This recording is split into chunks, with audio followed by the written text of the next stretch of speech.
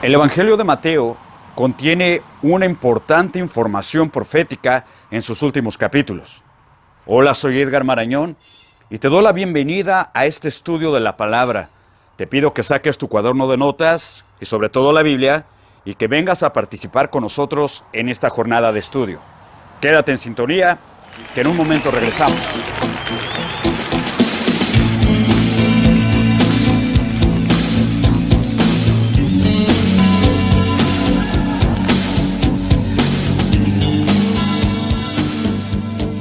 La Biblia nos presenta al Señor Jesucristo como un ser inigualable. Él es único, incomparable. Es el único ser que tiene dos naturalezas, 100% Dios y 100% hombre. El único. Es el único ser que fue coronado con espinas a manera de sufrimiento en su primer venida, pero que también será coronado con una corona de victoria, con una corona de realeza en su segunda venida. Sabemos que en la primera venida Él participó o Él vino como el Cordero de Dios. En la segunda venida, Él vendrá como el león de la tribu de Judá. Interesante a considerar. En el capítulo 21 de Mateo que leemos, se nos menciona la última semana de vida terrenal del Mesías allá en Palestina. La Escritura lo dice de esta manera: cuando se acercaron a Jerusalén y vinieron a Betfagé, al monte de los Olivos, Jesús envió a dos de sus discípulos.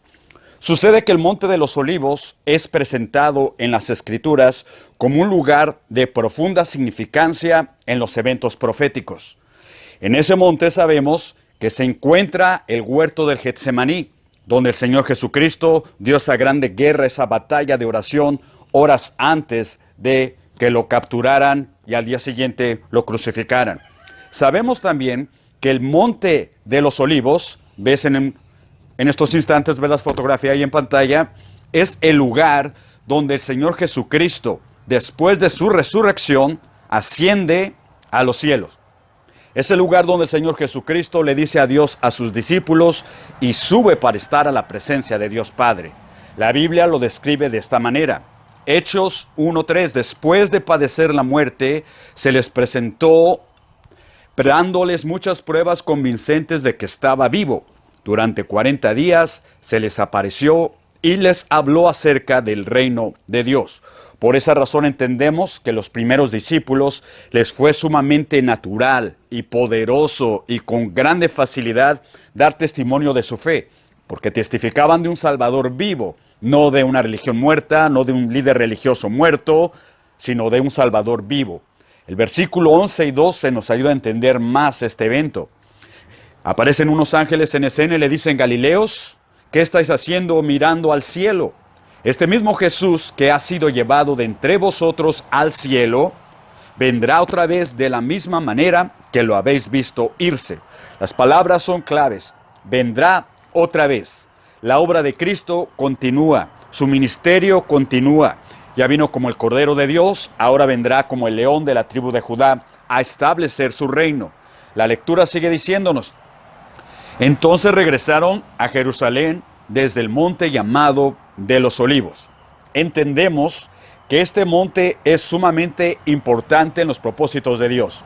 De ahí Jesucristo se despide para regresar al cielo, pero sabemos también que ese es el mismo lugar, el mismo monte donde el Señor Jesucristo regresará después de la grande tribulación. Repítolos, después de la grande tribulación. Y si alguno de nosotros nos preguntamos o has escuchado qué es eso de la grande tribulación, bueno, lo vamos a definir de una manera rápida pero precisa. Será un evento mundial, será un suceso de retribución de parte de Dios para con los hombres, de castigo, en otras palabras, un periodo de tiempo de tribulación y angustia que no ha existido antes así sobre la tierra. ¿Para qué viene este evento? Para llamar la atención de nosotros los hombres pecadores y darnos la invitación de tornarnos y volvernos a Dios. No es agradable, pero la realidad es que muchas de las veces es a través del dolor, del sufrimiento y el quebrantamiento en que nosotros los seres humanos nos tornamos a Dios. Daniel el profeta lo describe este evento con estas palabras. Daniel capítulo 12. Dice: será un tiempo de angustia cual nunca hubo antes desde que existen las naciones hasta entonces. Y en ese tiempo tu pueblo será librado, todos los que se encuentren inscritos en el libro. Entendemos dos cosas importantes en este versículo que nos da información. Primero, un tiempo de angustia cual nunca antes ha habido ni habrá sobre la tierra. Peor inclusive que el diluvio en los días de Noé. Peor que la Segunda Guerra Mundial. Peor que cualquier cataclismo social que haya pasado antes en este planeta. Entendemos eso. Entendemos, número dos, que Israel, el pueblo de Dios, es necesario que pase a través de este periodo de prueba. De hecho, en Jeremías capítulo 30 se dice que es un tiempo de angustia para Jacob.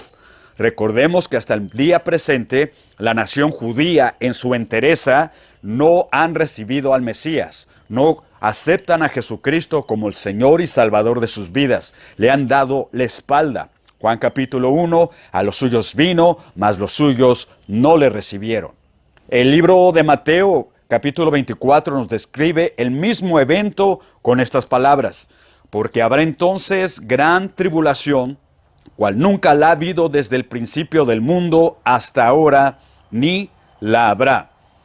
Aprovechamos decir el comentario de que las cosas que están sucediendo ahorita, el virus que está diseminado por todo el mundo, en realidad todavía no es, este evento no es parte de las plagas del Apocalipsis, como en algunos portales se está sugiriendo. No es así. Todavía no llega el día de la grande tribulación, todavía no estamos en esos juicios, las copas de la ira o las trompetas de los juicios de Dios, no lo estamos. Estudia en casa el libro del Apocalipsis o mantente en sintonía con nosotros que estamos estudiándolo y publicándolo también. Lo que sí decimos es que ese día viene, no ha llegado, pero vendrá. El día de la grande tribulación, el día del Señor, que en realidad será un periodo de 7 años de juicios de Dios para con la tierra. Entendamos esto. Ahora, recapitulo. El Monte de los Olivos es el lugar donde el Señor Jesucristo parte para regresar al cielo y es el mismo lugar, ahora inciso B, donde Cristo Jesús ha de retornar y fijar su trono. Hay muchas publicaciones, podemos decirle así, equívocas, que anuncian la venida de Cristo en diferentes lugares, desde la capital de los Estados Unidos, países de Latinoamérica o inclusive en el Asia.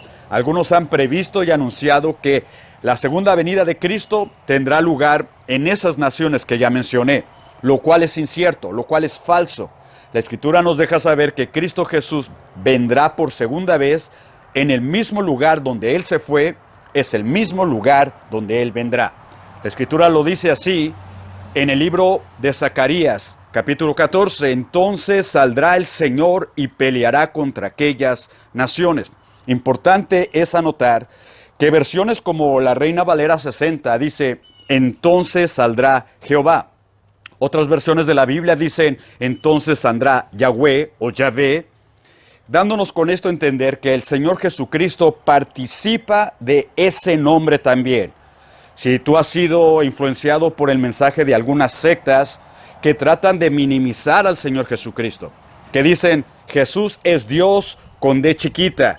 Bueno, amigos, ese concepto no aparece en las Escrituras. Jesucristo es todopoderoso, al igual que el Padre es todopoderoso, Jesucristo también es todopoderoso. No es un semidios o un Dios chiquito. El contexto de Zacarías nos ayuda a entender. El Padre, Dios el Padre, nunca ha bajado al mundo, nunca ha tomado forma de hombre. El único que ha participado de dicha naturaleza humana es Jesucristo, 100% Dios y 100% hombre. El profeta sigue anunciando y nos dice, en aquel día pondrá el Señor sus pies en el monte de los olivos, que se encuentra al este de Jerusalén, y el monte de los olivos se partirá en dos.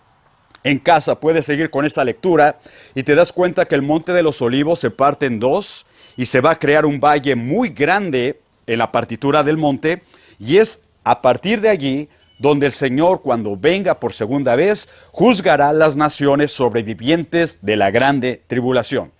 Así es, amigos, la grande tribulación no va a acabar con el mundo, la grande tribulación no va a acabar con todas las personas, sino aquellos que sobrevivan el evento el evento cataclísmico de la grande tribulación, tienen que ser juzgados por Cristo Jesús. Si no se han arrepentido, si no se han convertido, serán juzgados. Y esto nos llama la atención. Sea quien seas tú, en el libro de Juan capítulo 5, el Señor dio la declaración de que el Padre a nadie juzga, sino que todo juicio lo ha dado al Hijo. Es Cristo Jesús el que juzgará a los vivos y a los muertos. Más personalmente podemos decir, es Cristo Jesús el que me juzgará y el que te juzgará. Si no tenemos el perdón de nuestros pecados, este es el mejor momento de buscar el perdón de Dios. Y si ya somos cristianos, es Cristo Jesús el que va a juzgar nuestra vida en el sentido no de nuestros pecados, sino de recompensas. En el Bimá, cada uno de los creyentes recibirá la recompensa de manos del juez justo, que es Cristo Jesús. Ahora bien, regresamos porque el tiempo apremia. Dice el versículo 2, le dijo a sus discípulos cuando iban rumbo a Jerusalén, id a la aldea que está enfrente de vosotros, y luego hallaréis a una asna atada y a un pollino con ella. Desatadla y traédmelos. En la administración de Jesús, los dos son importantes. Repito, los dos. El asna y el burrito o el pollino. Se entiende que el asna ya estaba experimentada como un animal de carga que era. Ya había transportado personas sobre sí, ya había cargado con diferentes artículos de carga. Estaba domesticada, ya estaba destinada para ese uso, el asna. Por el otro lado tenemos al pollino.